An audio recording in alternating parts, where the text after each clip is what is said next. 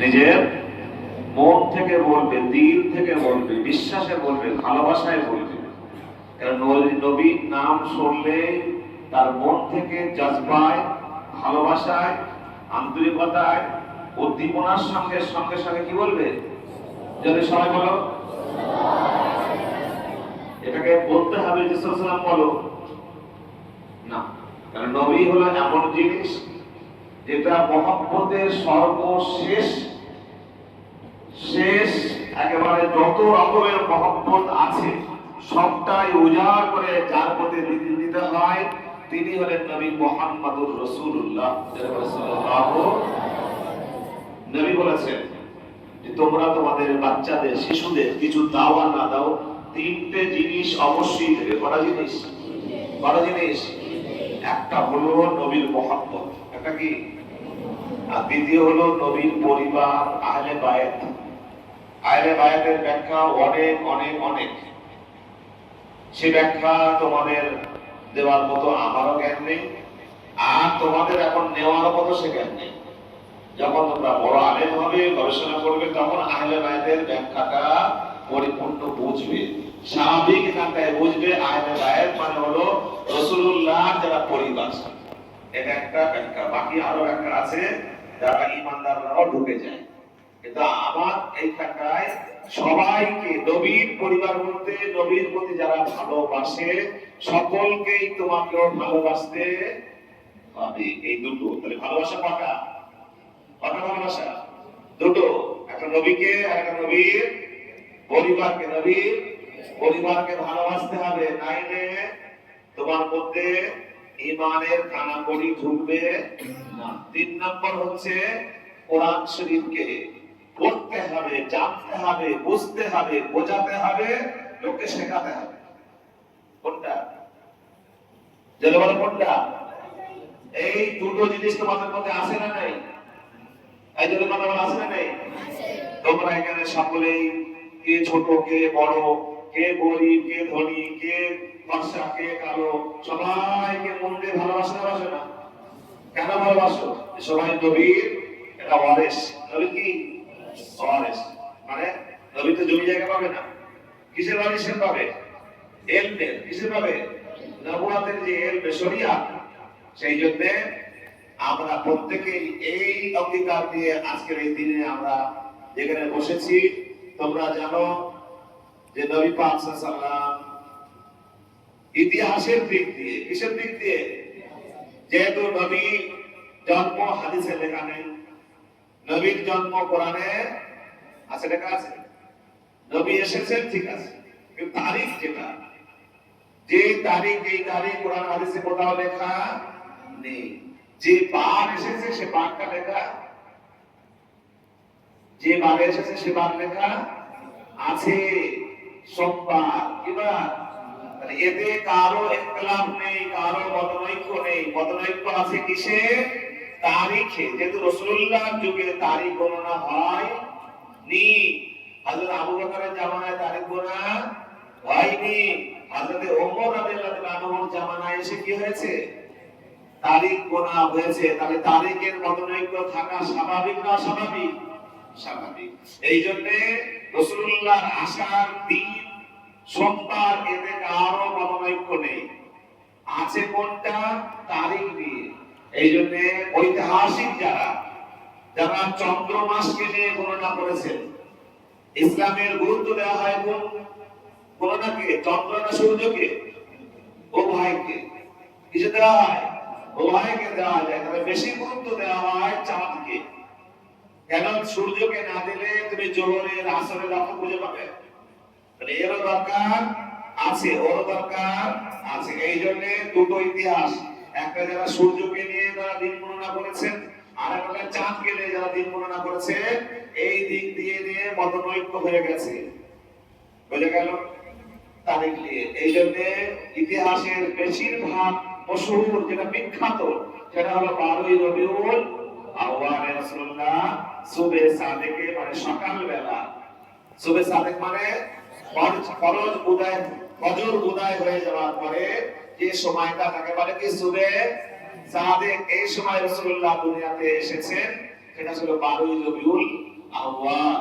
কোন কোন ঐতিহাসিক বলেছেন যে না, এটা ছিল 8 তারিখ বা 9 তারিখ। কত তারিখ? 8 তারিখ বা 9 তারিখ। 8 তারিখের তারা বলেছেন এটা হলো চন্দ্রের দিক দিয়ে, আর 9 তারিখে বলেছে সূর্যের দিক দিয়ে। বুঝা গেল না? বুঝলেন? আমরা তারিখ দিয়ে, দিন নিয়ে, কোনটাই নিয়ে মতনৈক্যে যাওয়া আমাদের দরকার। আমাদের একটাই দরকার যে নবী এসেছেন, নবীর আশাতে আমরা খুশি না অখুশি? খুশি।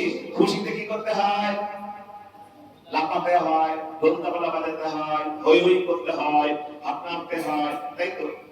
খুশিতে কি করতে হয়? আলহামদুলিল্লাহ বলতে হয়। কি বলতে হয়? কি বলতে হয়? এই যে বলে কি বলতে হয়?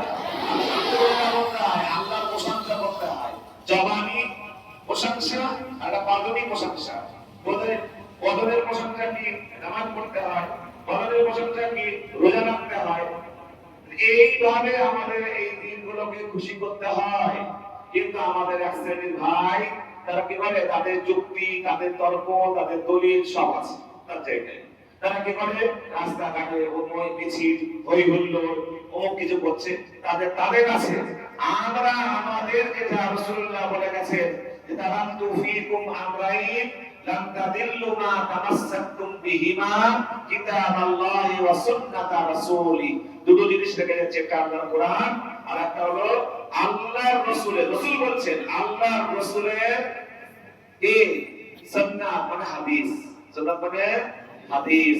হাদিস দুই প্রকার, এক সবটাই হলো হাদিস, আর যেগুলোকে আমাদের জন্য মানতে হবে সেগুলো হলো সুন্নাত। সেই সুন্নাত বা হাদিস অনুযায়ী তোমরা চলবে। হাদিস অনুযায়ী চললে দেখা যায় কি যে আমাদের এই রকম মতবাদ দিনগুলো, ইসলামের যত পবিত্র দিন আছে, যত ভালো দিন আছে, সেই সব দিনগুলোকে কি করতে হয়? আয় রোজা রাখতে হয়, নামাজ পড়তে হয়, নাম খায়রাত করতে হয়, কোরআন পড়তে হয়, তাই না? হয় না? এটা হইল করতে হয়। ইসলামের একটা দিন নেই, একটা কর্ম নেই, একটা নিয়ম নীতি নেই যাতে ফজল খরচা হয়, অপচয় হয়। এমনকি কোরবানির সময়তেও যে আমরা শত শত পশু কোরবানি করি, লক্ষ লক্ষ, সেটাও আমরা কি করি? আত্মীয়দের দিই, নিজেরা খাই, গরিবকে দিই না দিই না। সেও অপচয়। অপচয় ইসলাম পছন্দ করে না, আল্লাহ পছন্দ। সেই জন্য আলহামদুলিল্লাহ আজকে আমরা সেই নবী দিনে, নবী পাকের আগমন দিন হিসাবে দিনে দিনে যে করতে হবে তাও নয়, দিনে যে করতে হবে না তাও নয়। সেই জন্য আমরা সেই দিনকে পেয়েছি শুকরিয়া স্বরূপ আল্লাহ রাসূলের আগমনকে।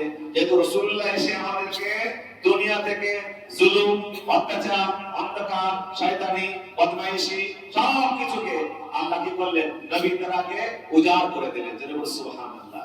সব থেকে যারা মিশকাতে পড়ে তারা জানে, তোমরা যখন মিশকাত শরীফ পড়বে তখন জানবে খাদ্যের যে বাবুল আতেনা, খাদ্যের অধ্যায়, সেখানে একটা হাদিস আছে। সেই হাদিসে আল্লাহ রাসূল বলছেন পৃথিবীতে সবথেকে ফিতনার মূল, সবথেকে পৃথিবীতে ঝগড়ার মূল, পৃথিবীতে সবথেকে সৌন্দর্যের মূল, পৃথিবীতে সবথেকে দুনিয়া গঠনের মূল নারী। কে? সব থেকে নারী, সব থেকে নারী। নারী না হলে নেককার আল্লাহ পাওয়া যায় না। আবার নারী হলে জুলুম হয়, ফিতনা হয়, জিনা হয়, হয় না? হয় না? সব নারী। এই জন্য সেই নারীকে নিয়ে রাসূলুল্লাহ আসার আগে বেশিরভাগ মানুষ নারীদেরকে নিয়ে ব্যবসা করত। নারীদেরকে বলে তারা অপমান বোধ করতো। কি করতো? তার যদি মহিলা, মেয়ে, বাচ্চা হতো তাহলে কি করতো? সে নিজেকে কি মনে করতো? এই জন্য বাবা অপমান মনে করতো, পুঁতে দিত, মেরে দিত, গর্ব করে বলতো আমার একটা, দুটো, তিনটে, চারটে, পাঁচটা, ছটা সন্তান হয়েছে, মেয়ে প্রত্যেককে পুঁতে দিয়েছি। বুঝে গেল না? আজকে সমাজে যে নারী শক্তি, নারীদের সম্মান করে যারা চিল্লাচ্ছে, এই চিল্লানোদের পূর্বপুরুষরা নারীদেরকে পুঁতে দিত, মেরে দিত, তাদেরকে ধ্বংস করত। নবী এসে ওই নারীদের ইজ্জত, সম্মান পৃথিবীর সর্বোচ্চ দিয়েছে। সুবহানাল্লাহ। ওই পাবের মধ্যে একটা হাদিস আছে, সে হাদিসটা হলো এটাই যে আল্লাহ রাসূল বলেছেন তোমাদের বাড়ির মেয়েরা যখন রান্না করবে, কি করবে? রান্না করবে, ওই রান্নাতে তোমরা ভুল ধরো না। কি ধরো না? তাতে আমরা ভুল ধরে না। আলেম পীর মাশায়েখ হাজী কাজী সবাই তার স্ত্রীর কাছে গিয়ে বলে কি রান্না করেছেন, কে কাজে নুন বেশি হয়ে গেছে, ঝাল বেশি হয়ে গেছে, তেতো হয়েছে, অমুক হয়েছে, বলে না? রাসূলুল্লাহ বলছেন না, ভুল ধরো না, যেটা হয়েছে এটাকে তুমি ওই ভুলটাকে চেপে বরং তার প্রশংসা করো, ওটাকে খেয়ে নাও। তাহলে যদি ওই স্ত্রীকে তুমি প্রশংসা করো, ভুল না ধরো, সে যে তার সমস্ত কষ্ট এই গরমের সময় তোমার পাকা চালাচ্ছ, রান্নাঘরে পাকা আছে, বিশেষ করে যারা গ্রাম অঞ্চলে রান্না করে সেখানে কাঠ দিয়ে রান্না করে, ছাই মানে খড় দিয়ে রান্না করে, সেখানে পাকা চলবে? এত কষ্ট করে সে নিজের সব কষ্টটাকে সেখানে বিলীন করে দিয়ে সুন্দর করে রান্না করেছে, সুন্দর করার জন্য না খারাপ করার জন্য? তাহলে সে নুন দিয়েছিল তরকারি ভালো হবে না খারাপ করার জন্য? ঝাল দিয়েছিল তরকারি খারাপ হবে না ভালো করার জন্য? ভালো করার জন্য করেছে, হয়ে গেছে খারাপ, আর ইচ্ছা ছিল না। তারপরেও তোমার কাছে সাজিয়ে যেমন দিচ্ছে, তুমি খেয়ে একটু আনন্দিত হবে, তুমি খেয়ে একটু আপ্লুত হবে, খুশি হবে, বরং তুমি সেখানে গিয়ে ভুল ধরেছো। রাসূলুল্লাহ প্রথম বললেন তোমরা এই ভুল ধরো না। জোরে বল সুবহানাল্লাহ। মানে রাসূলুল্লাহ একটা হাদিসে একেবারে দুনিয়ার যত রকমের ফিতনা হওয়া সম্ভব, যত রকমের নিকৃষ্ট কাজে হওয়া সম্ভব, যত রকমের মানুষের মন ভেঙে দেওয়া সম্ভব, এই এক হাদিসে রাসূলুল্লাহ এক নিমিষে যেমন একেবারে মানে টন টন দুধে যেমন একচোনা গরুর পেশাব বা অন্য কোনো চোনা ফেলে দিলে যেমন দুধ নষ্ট হয়ে যায়, তেমন রাসূলুল্লাহ একটা হাদিস দিয়ে গোটা পৃথিবীকে বুঝিয়ে দিয়েছেন যেখান থেকে ফিতনা উদয় হয়, যেখান থেকে শান্তি উদয় হয়, সেই জায়গাটাকে শান্তি রাখা ওই একটাই পদ্ধতি, খাদ্যে ভুল ধরো না, খাদ্যে রান্না যিনি করছেন তার সামনে কষ্ট দিও না। সেই জন্য রাসূলুল্লাহ বলেন এই হাদিস বলে শুধু খাদ্যের কথা বলেনি, নারীর ইজ্জতকে আল্লাহ পাকের যে সম্মান, সেই সম্মানটা রাসূলুল্লাহ পৃথিবীতে প্রতিষ্ঠা করার জন্য এই হাদিসে ইঙ্গিত দিয়েছেন। সুবহানাল্লাহ। বোঝা গেল? আমরা ইনশাআল্লাহ আজ থেকে এই হাদিসটা যেমন শুনছি, আমরা আজ থেকে কোনো খাদ্যের ভুল ধরবো না। কেন? যে রান্না করেছে সে তোমাকে খাওয়ানোর কষ্ট দেওয়ার জন্য নয়, তোমাকে সুখ দেওয়ার জন্য করেছে। বোঝা গেল? সেই জন্য নারীর সম্মান রাসূলুল্লাহ দিয়েছেন। পৃথিবীতে যত রকমের খারাপ কাজ বন্ধ করেছেন রাসূলুল্লাহ। সেই জন্য সেই রাসূলুল্লাহর আগমনে প্রত্যেক পৃথিবীতে সবাই খুশি, সবাই খুশি। একমাত্র অখুশি যারা হবে শয়তানের দল, ফেরাউনের দল, ইহুদির দল, হামানের দল, সাদ্দাদের দল, এরা অখুশি হবে। যেমন পেঁচা অখুশি হয় যখন সূর্য ওঠে। কেন? পেঁচা অন্ধকারে তার খাদ্য সঞ্চয় করে, সে অন্যকে ঝাঁপিয়ে পড়ে দেখে সেটাকে খায়, আর দিনের আলো খেতে পারে না। সেই জন্য রাসূলুল্লাহ হলেন দিনের আলো। এই জন্য নবীকে বলা হয় নূর নবী, অর্থাৎ নূরে নবুয়ত, নূরে শরিয়ত। আল্লাহ যে শরিয়ত যে আলো দিয়েছেন সেইটা হলো নবীর নূর। সেটা হলো কি? সেটা হলো কি? নবুয়ত, শরিয়ত, ইসলাম, এটাই হলো নূর, এটাই হলো নূর। বুঝে গেল না? বুঝে? সেই জন্য সেই নবুয়ত নূর যে আমাদের কাছে তিনি দিয়েছেন, যে শরিয়ত, সেই শরিয়তটা যেমন মানবের কল্যাণে, সেরকম হচ্ছে সমস্ত যত জীব জন্তু যা পৃথিবীতে আছে সবার কল্যাণে রাসূলুল্লাহ যথাযোগ্য ভাবে দিয়ে গেছেন।